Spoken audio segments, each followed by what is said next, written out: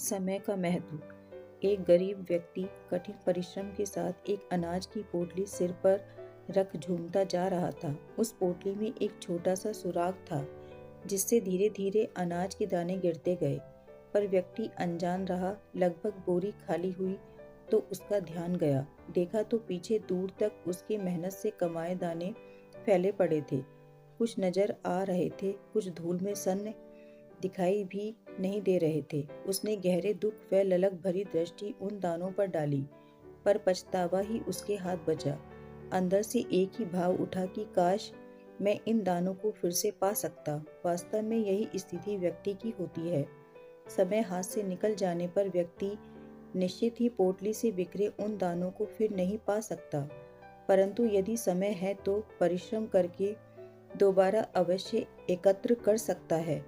बीता हुआ समय और बीता हुआ जीवन कभी दोबारा वापस नहीं लाया जा सकता। फिर भी हम सब क्षण क्षण करके पोटली के दानों की तरह परमात्मा की ओर से मिले समय को बिखेरते रहते हैं। पीछे बस इच्छाएं शेष रह जाती हैं। नव वर्ष हम सबसे एक ही पुकार कर रहा है कि मैं आ तो गया हूँ, लेकिन बीते वर्ष की तरह हमें यूं ही न बिखरने देना।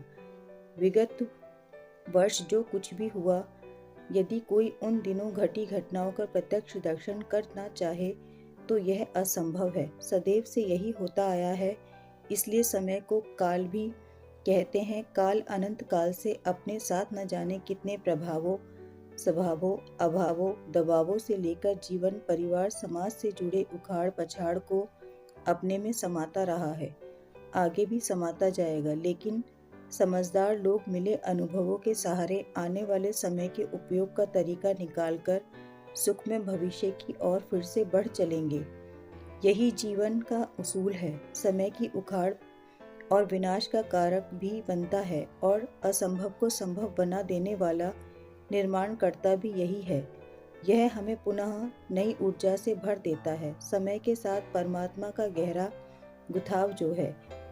आइए हम सब परम अनुशासन में रह के नव वर्ष में जीवन धन्य बनाएं।